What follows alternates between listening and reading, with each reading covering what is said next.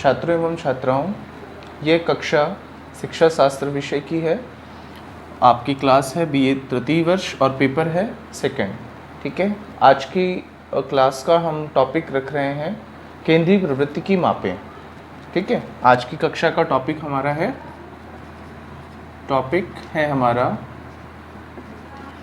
केंद्रीय प्रवृत्ति की मापें। ठीक है, ये बहुत इम्पॉर्टेंट सेक्शन है आपके इस पेपर का, क्योंकि इस सेक्शन के थ्रू आपके एग्ज़ाम में तकरीबन 15 से 20 नंबर के आपके न्यूमेरिकल क्वेश्चंस पूछे जाते हैं। लगभग 15 से 20 मार्क्स के। तो ये सेक्शन आपके लिए बहुत ज़्यादा इम्पॉर्टेंट है। इस पर आपको बहुत ध्यान भी देने की ज़रूरत है और इसमें अधिक से अधिक प्रैक्टिस करने की ज़रूरत है, क्योंकि ये पूरा सेक्शन मैथमेटिकल है, मैथमेटिक्स पे पूरा डिपेंड है। इसके लिए बहुत कठिन मैथ्स नहीं इसमें आपको सीखनी, बिल्कुल नॉर्मल सी चीज़ों को सीखना है जो आप अमूमन कक्षा 7, 8, 9 में सीख चुके हैं। बस हमें उनको अब एक नए सिरे से दोहराना है। ठीक है, तो जो हमारा आज की कक्षा का टॉपिक है उसमें हम उन बेसिक चीज़ों को एक बार रिवाइज़ करेंगे जो हमने अपनी पिछली छोटी कक्षाओं में पढ़ रखी हैं, जिससे कि आपको ये समझने में आसानी हो पाएगी कि हमें अपने बीए थर्ड ईयर के सिलेबस के अकॉर्डिंग किस प्रकार के प्रश्नों को हल करना है और एग्ज़ाम में किस प्रकार के प्रश्न हमारे पूछे जाते हैं। ठीक है, तो दिमाग में आपको क्या रखना है कि हमें उन प्रश्नों को हल करने की प्रैक्टिस करनी है जो हमें पहले हम सीख चुके हैं, बस उनका थोड़ा सा परिवर्धित या थोड़ा सा एडवांस वर्जन कह सकते हो, वो हमें अब यहाँ से सीखना है। तो अभी हम पिछली कक्षाओं में जो आप पढ़ कर आए हैं, हम बस अभी उसका रिवीजन ले रहे हैं और शुरुआत भी हमें उससे करनी है, क्योंकि हमारे कुछ छात्र ऐसे भी हैं जिन्होंने मैथमेटिक्स को काफ़ी टाइम से नहीं पढ़ा है, तो उनके लिए इस चीज़ को अचानक से उनके सामने अगर आ जाता है तो थोड़ा सा उन्हें दिक्कत होगी। तो हम बेसिक टू हाई लेवल पढ़ने का कोशिश करेंगे और मैं भी ये प्रयास करूँगा कि मेरा हर स्टूडेंट इन क्वेश्चंस को अच्छे से सॉल्व कर पाए।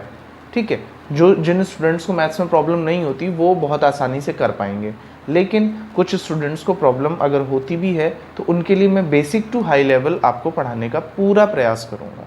ठीक है, तो केंद्रीय प्रवृत्ति की मापों में आज की क्लास हम स्टार्ट कर रहे हैं। सबसे पहले मैं बताऊंगा कि इनमें आपको सबसे इम्पॉर्टेंट कौन सी 3 चीज़ें हैं वो सीखना। वो 3 चीज़ें कौन कौन सी हैं? सबसे पहले आपको सीखना होगा माध्य निकालना, दूसरा सीखना होगा माध्यिका, ठीक है, और तीसरा बाहुलक। माध्य निकालना, माध्यिका और बाहुलक, इन 3 चीज़ों को आपको सीखना है फिलहाल। ठीक है, ये और साथ साथ मैं ये भी बताता चलूँ कि आपको ये 3 टॉपिक एग्ज़ाम में ज़रूर पूछे जाते हैं, इनसे प्रश्न ज़रूर बनते हैं, चाहे शॉर्ट क्वेश्चंस बने या लॉन्ग क्वेश्चंस बनेंगे ज़रूर। ठीक है, चलिए, माध्य जब आप निकाल रहे होंगे या जब सीखेंगे आप माध्य, तो माध्य को भी सीखने के आपको 2 तरीके होंगे।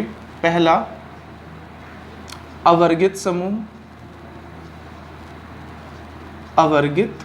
समूह में माध्य पता करना, ज्ञात करना, और दूसरा होगा वर्गित समूह में। ठीक, इसके बाद माध्य निकालने की एक और इम्पॉर्टेंट विधि जिसको एग्जाम में अधिकतर पूछा जाता है वो है कल्पित माध्य विधि। ठीक है, हमारे अगर कोई इंग्लिश के स्टूडेंट हैं, इंग्लिश मीडियम से, उनके लिए अगर बता दूं मैं ये एज्यूम्ड मीन मेथड है, एज्यूम्ड मीन मेथड। ठीक है, तो माध्य निकालने में आपको इन दोनों को, पहले अवर्गित समूह, फिर वर्गित समूह और फिर कल्पित माध्य विधि का नॉलेज आपको होना चाहिए, इससे प्रश्न बनते हैं। ठीक, तो हम इस सेक्शन को भी पढ़ेंगे। फिर जब हम माध्यिका निकालना सीख रहे होंगे तो माध्यिका निकालने में भी आपको अवर्गित समूह के द्वारा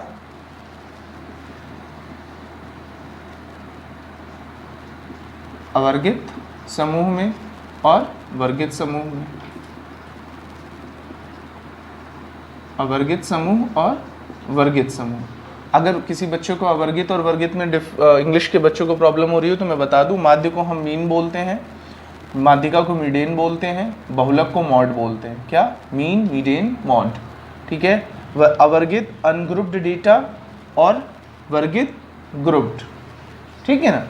तो इसके थ्रू आपको सीखना होगा, यही आपको यहाँ पर भी सीखना है।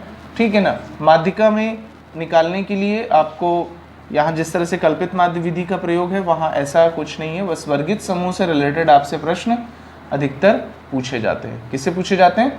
वर्गित समूह से प्रश्न पूछे जाते हैं। ठीक है। फिर इसके बाद में आपको बहुलक पता करना होगा, यानी मॉड, इंग्लिश में हम इसे मॉड बोलेंगे।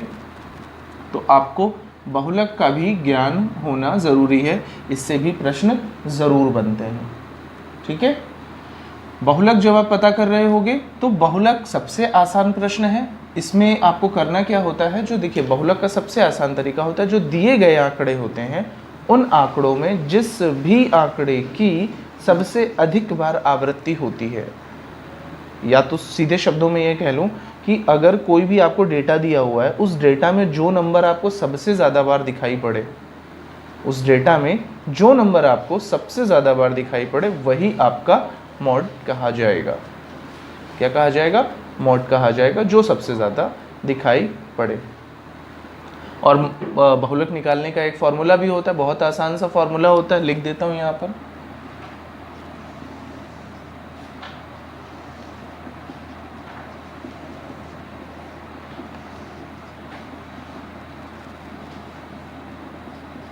तीन गुणे माध्यिका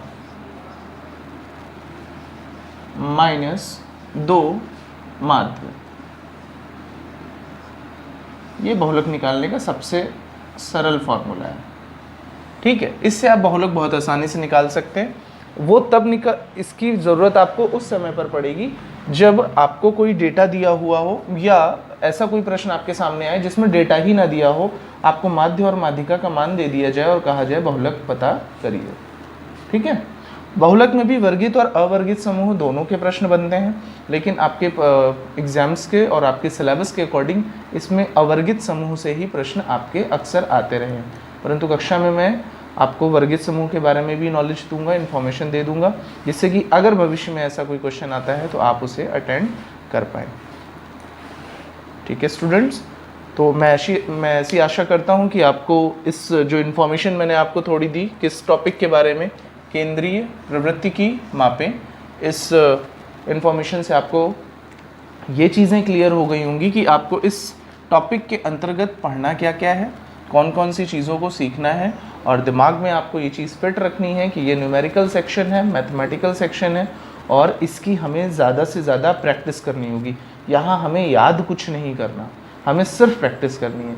हम जितने सवाल सॉल्व करेंगे उतनी अच्छी हमारी प्रैक्टिस हो जाएगी और हमारा रिजल्ट उतना बेहतर हो जाएगा। ठीक है। हम आसानी से क्वेश्चंस एग्जाम में सॉल्व कर पा रहे होंगे। ठीक है। तो फिलहाल इस कक्षा में हम इतना ही रखेंगे।